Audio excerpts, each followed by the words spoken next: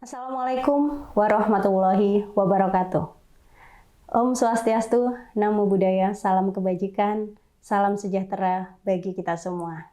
Perkenalkan, saya Revi Gamahata Novika, dosen tetap di Program Studi Sarjana Kebidanan Fakultas Kedokteran Universitas 11 Maret. Saat ini saya dalam proses mengikuti sertifikasi dosen gelombang 1 yang diselenggarakan oleh Kemendikti-Saintek tahun 2025. Saya akan melakukan penyusunan dokumen pernyataan diri dosen dalam unjuk kerja Tridharma Perguruan Tinggi atau PDD UKT PT. Pada kesempatan kali ini, saya akan memaparkan salah satu mata kuliah yang saya ampu, yaitu Asuhan Kebidanan pada Pranikah dan Prakonsepsi dengan bobot 3 SKS. Mata kuliah ini merupakan mata kuliah wajib pada program studi Sarjana Kebidanan. Adapun deskripsi mata kuliah, yaitu mata kuliah ini membahas secara komprehensif konsep dan praktik asuhan kebidanan pada masa pranikah dan prakonsepsi, yang merupakan periode penting dalam menentukan kesehatan reproduksi jangka panjang. Mahasiswa akan mempelajari pendekatan promotif dan preventif untuk meningkatkan kesiapan fisik, psikologis, sosial, dan spiritual calon pasangan usia subur sebelum memasuki pernikahan dan kehamilan. Pokok bahasan pada mata kuliah ini yaitu konsep pranikah dan prakonsepsi, konsep dasar prakonsepsi dalam perencanaan kehamilan sehat, penilaian kesehatan umum dan gizi, kesehatan reproduksi dan kesuburan, screening dan deteksi dini masalah kesehatan, determinan sosial dan gaya hidup sehat, asuhan kebidanan terintegrasi pada pelayanan pranikah, evidence-based pada kasus prakonsepsi, dan dokumentasi asuhan kebidanan pranikah prakonsepsi. Capaian pembelajaran pada mata kuliah ini meliputi yang pertama yaitu mampu mengidentifikasi nilai dan sikap profesional bidan dalam asuhan kebidanan pada pranikah dan prakonsepsi dengan tepat. Mampu menganalisis kasus-kasus kebidanan, asuhan pranikah dan prakonsepsi berdasarkan evidence-based practice secara klinis. Mampu melakukan asuhan kebidanan pada pranikah dan prakonsepsi dalam setting laboratorium klinik secara etis dan praktis. Dan yang keempat, mampu merancang promosi kesehatan, rencana edukasi, dan konseling pada pranikah dan prakonsepsi secara tepat. Dan bahan kajian pada kuliah ini meliputi biomedik, asuhan kebidanan, dan kebijakan kesehatan. Pada basis penilaian, mata kuliah ini terdiri dari 5 jenis, yaitu yang pertama aktivitas partisipatif 25% atau case method, kemudian hasil proyek 25%, UTS dan UAS masing-masing 20% dan kuis 10%. Penilaian dilakukan secara objektif menggunakan rubrik penilaian yang jelas dan diinformasikan kepada mahasiswa. Untuk referensi, ada beberapa referensi yang dijadikan sebagai rujukan pada mata kuliah ini. Yang pertama adalah jurnal clinical effect yang terkait dengan antiviral yang merupakan karya saya sendiri. Kemudian jurnal kedua juga merupakan jurnal terkait dengan vaginal health dan inflammation yang merupakan karya dari saya sendiri. Kemudian ada beberapa buku, baik buku nasional maupun internasional yang digunakan. Metode pembelajaran yang digunakan yaitu studi kasus, kemudian pembelajaran kolaboratif, pembelajaran kooperatif, dan simulasi. Kegiatan ini dilakukan dengan teknik penilaian observasi, partisipasi, dan unjuk kerja. Media pembelajaran yang digunakan pada kuliah ini meliputi modul dan RPS yang dapat diunduh oleh mahasiswa di e-learning dari Universitas 11 Maret yaitu SIAKAT, dan absen mahasiswa melalui OCW. Berikut praktik pengajaran mata kuliah pada asuhan kebidanan pranikah dan prakonsepsi. Saksikan video berikut ini.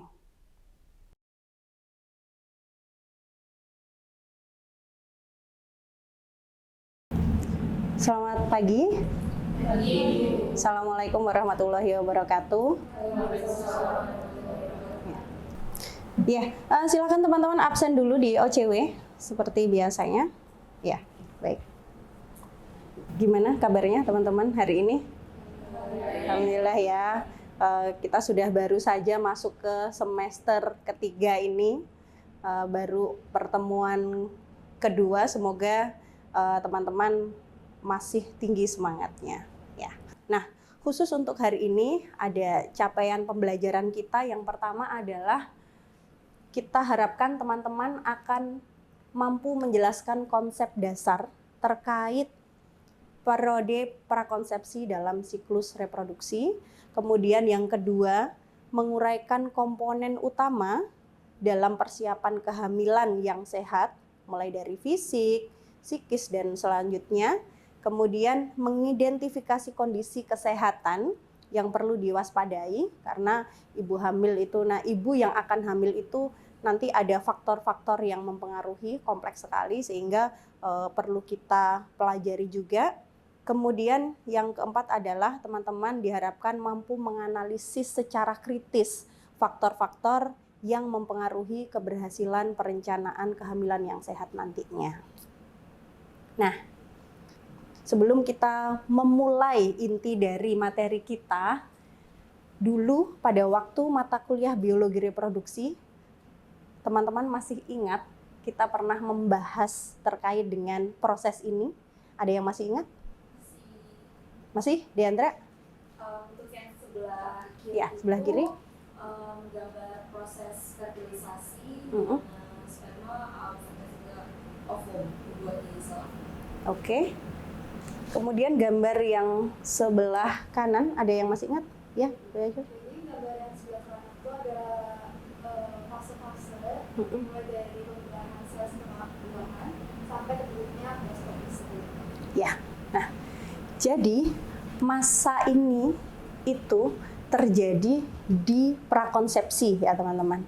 Nah, saat ada oocyte yang matur, dia yang awalnya berupa folikel itu, kemudian dia matur, oositnya keluar. Apabila ada spermatozoa yang menemuinya, maka akan terjadi proses yang sebelah kanan ini. Nah, jika pada saat itu ada gangguan, itu bisa menyebabkan kelainan kongenital yang salah satunya adalah anencefali. Nah, kalau sudah seperti ini, pasti meningkatkan resiko angka kematian bayi. Dan memang itu datanya ada ya. Kalau teman-teman lihat di pada ini SKI yang terbaru tahun 2023, penyebab angka kematian dari bayi ini salah satunya adalah kelainan kongenital, yang dimana kelainan kongenital itu ada banyak, salah satunya anencefali tadi. Nah, jadi masih tinggi ya, ini angkanya kalau teman-teman lihat berapa ini? 21,4%, itu sangat tinggi sekali. Nah, oleh karena itu sebagai langkah preventif, dan itu sudah selalu digembor-gemborkan oleh pemerintah, adalah 1000 HPK, sering dengar. Salah satunya adalah kita harus mengoptimalkan pelayanan prakonsepsi ini untuk pencegahan beberapa perburukan kesehatan yang bisa disebabkan oleh banyak hal. Nah, salah satunya ini tadi. Jadi kelainan kongenital itu adalah yang biasa disebut orang awam adalah cacat lahir, kemudian dia itu kelainannya bisa anatomis, fisiologis, dan lain sebagainya. Apakah ada yang kelainannya fisiologis? Banyak. Jadi misalnya kalau yang tadi itu terlihat ya, anencefal itu terlihat sekali bahwa itu anatomis. Ada juga yang terlihat normal, ternyata dia, mohon maaf, yang sekarang banyak ada di teman-teman Gen Z sebut apa? Boti. Nah, itu sebenarnya ada yang dia karena lingkungan karena dia mungkin ada di lingkungan seperti itu sehingga terpengaruh, tetapi sebenarnya juga ada pengaruh dari hormonal di dalam dirinya. Nah, itu merupakan salah satu hal yang kita sebut sebagai ini ya, kelainan fisiologis. Nah, oleh karena itu masa prakonsepsi ini adalah periode yang krusial sebelum terjadinya kehamilan. Jadi harus kita optimalkan agar anak-anak Indonesia kelak itu anak-anak yang sehat, anak-anak yang berkualitas dari segala sisinya.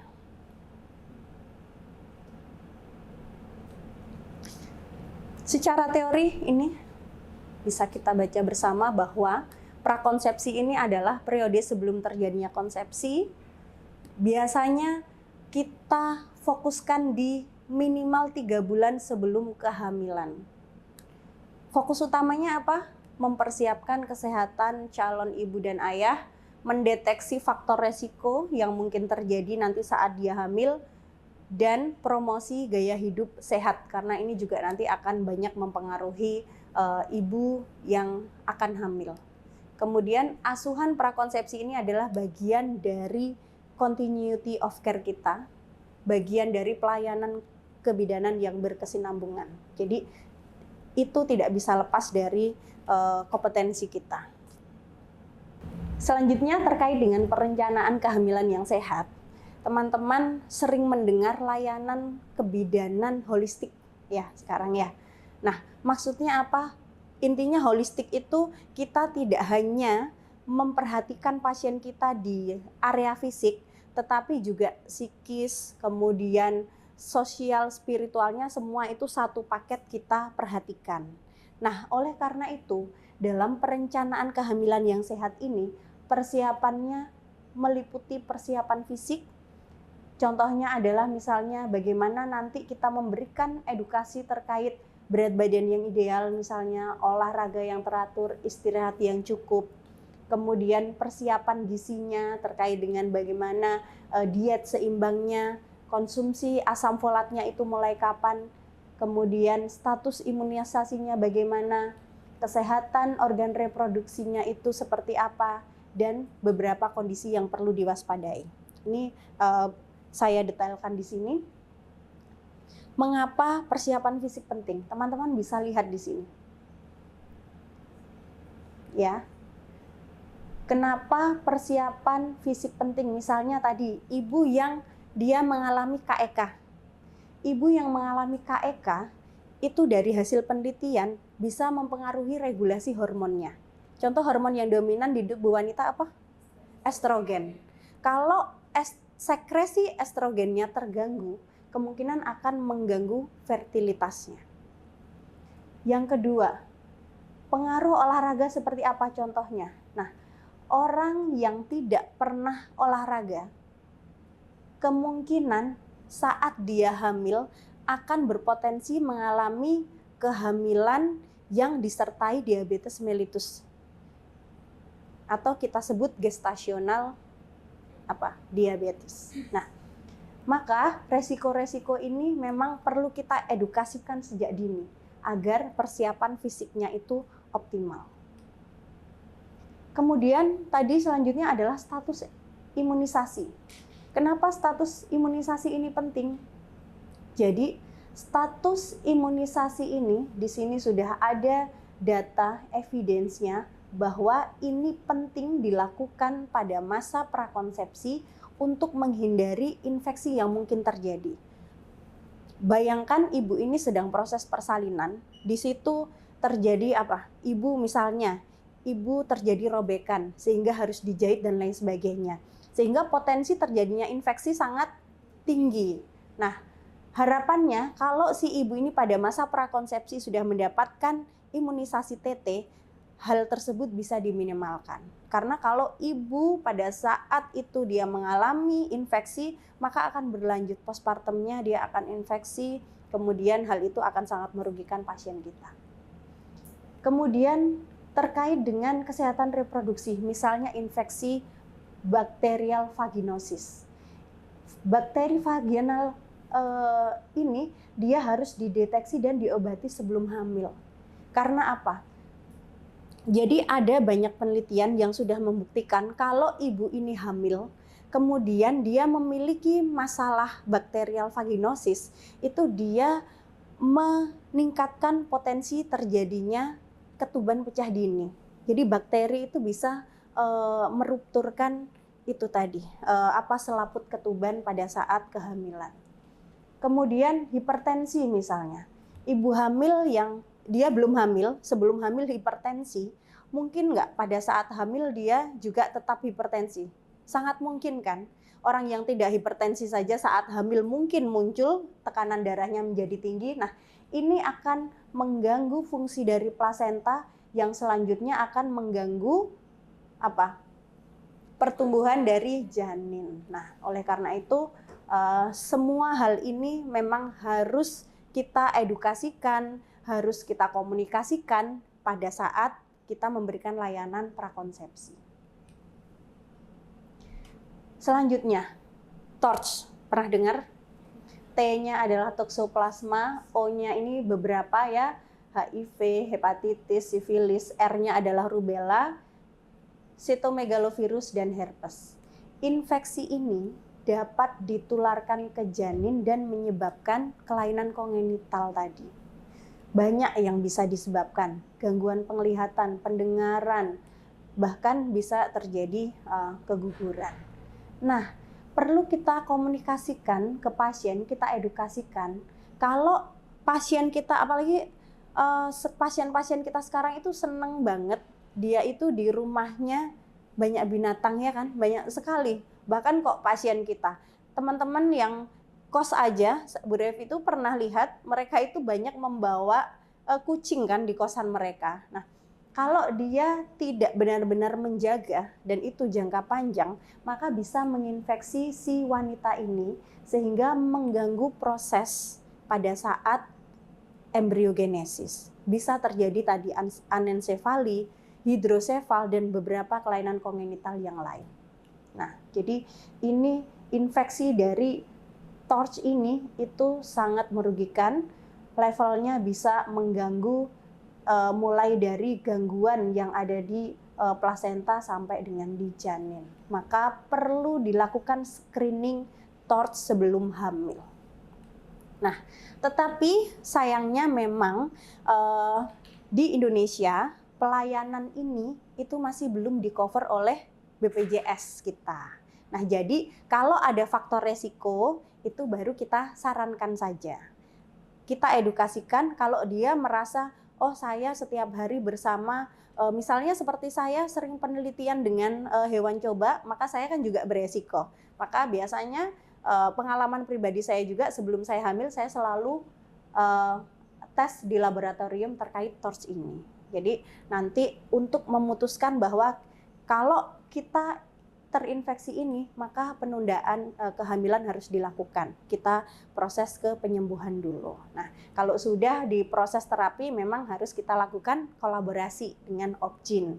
Nah, nanti kalau sudah sehat, boleh kembali lagi ke kita.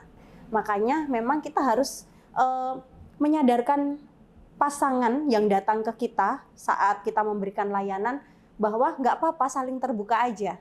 Karena tujuannya baik kan, nanti agar generasi-generasi yang dihasilkan itu tidak terjadi hal-hal yang tidak diinginkan oleh kita semua seperti ini. Nah, maka di situ saat kita memberikan layanan prakonsepsi, kalau bisa ya memang nggak cuman si wanita aja yang datang. Karena terkadang pengalaman saya di puskesmas itu kadang wanitanya aja yang datang, hanya ingin disuntik TT aja. Padahal harapan kita mereka datang, kita memberikan edukasi yang komprehensif ini tadi. Oke, selanjutnya ini ada sebuah kasus, silahkan dibaca. Boleh didiskusikan setelah ini.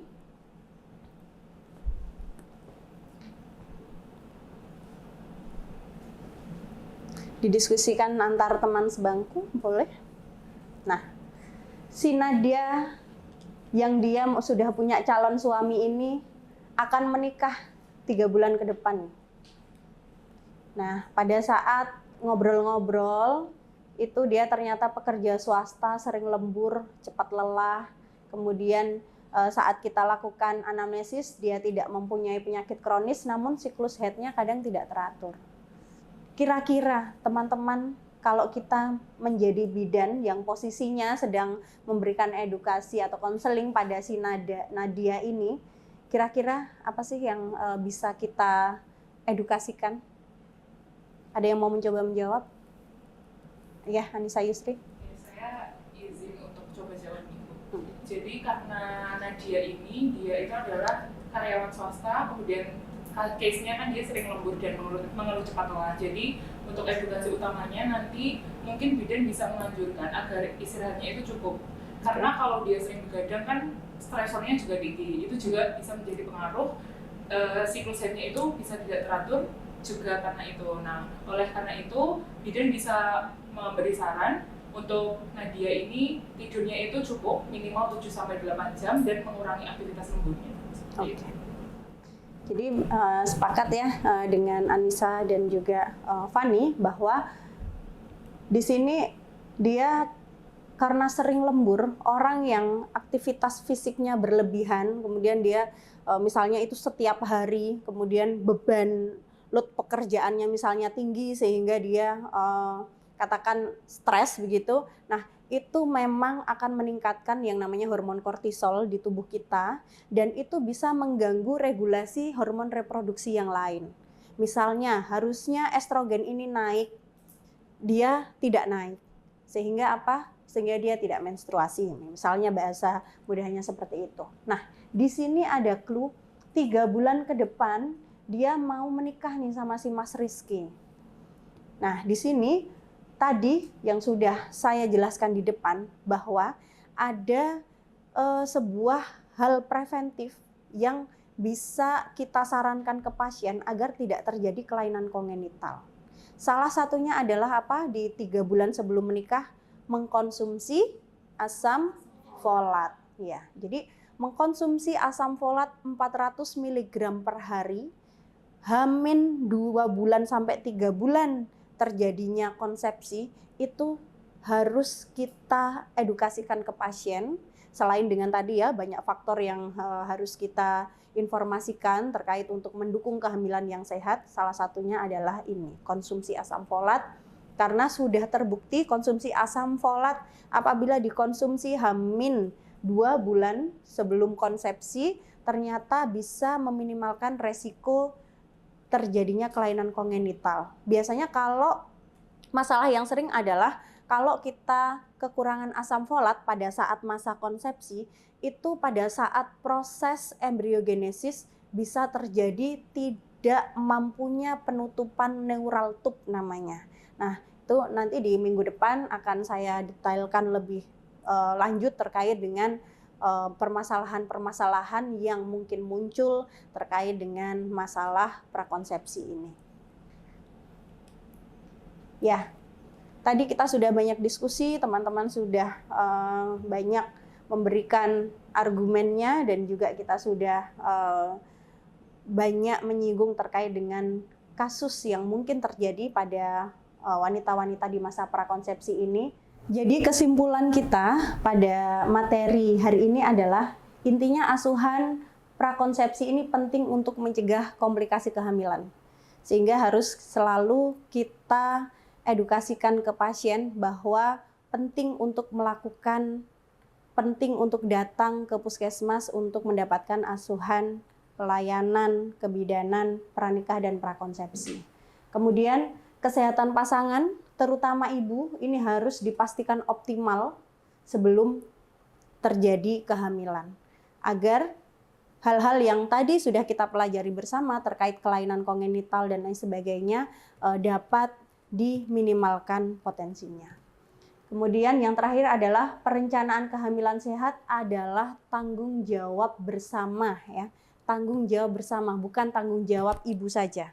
Jadi itu harus ditekankan kepada pasien dan juga pasangannya agar tanggung jawab terkait dengan perencanaan kehamilan nanti agar suami pasien ini dapat selalu mensupport si ibu di seluruh cycle-nya mulai dari prakonsepsi, kehamilan, nifas dan seterusnya, maka tanggung jawab bersama ini harus selalu terjadi kolaborasi antara pasangan, keluarga maupun kita tenaga kesehatan. Ya, ini sumber pustaka yang saya gunakan. Apabila teman-teman mau membaca lebih lanjut, detailnya ada di sini. Di sini terkait dengan hormon reproduksi. Kemudian ada beberapa buku yang bisa diakses e-booknya secara mudah. Linknya ada di situ. Sebelum saya akhiri mata kuliah ini, pertemuan kita hari ini, teman-teman ada yang mau ditanyakan? Saya izin bertanya. Iya, silakan. Jadi saya pernah membaca artikel jurnal tentang bakterial vaginosis, Ibu. Jadi dalam artikel jurnal tersebut mengatakan bahwa bakterial vaginosis itu berpengaruh terhadap infertilitas. Nah, apakah hal tersebut perlu dikomunikasikan dengan pasien, Ibu? Iya. Terima kasih pertanyaannya. Sebelum Bu Revi jawab, adakah yang mau membantu menjawab atau mungkin sudah pernah membaca? Fandi pernah membaca? Anissa, Yusri? Dian? Belum. Oke. Nanti teman-teman bisa membaca lebih detail tadi di daftar pustaka tadi. Jadi, kalau kita misalnya ini pasien datang, kemudian dia menceritakan beberapa hal yang kita rasa beresiko maupun tidak beresiko, ini kita edukasikan bahwa infeksi vagina, salah satunya bakterial vaginosis itu bisa, ini loh teman-teman, lihat, bisa memblok di saluran tuba falopinya, sehingga oositnya itu tidak bisa bertemu dengan spermatozoa. Kalau pertanyaannya apakah mungkin terjadi infertilitas? Kalau oosit tidak bertemu dengan spermatozoa, mungkin apa enggak? Mungkin. Jadi saat oosit sama spermatozoa tidak bertemu, maka tidak terjadi kehamilan kan. Makanya ini bisa menimbulkan terjadinya infertilitas.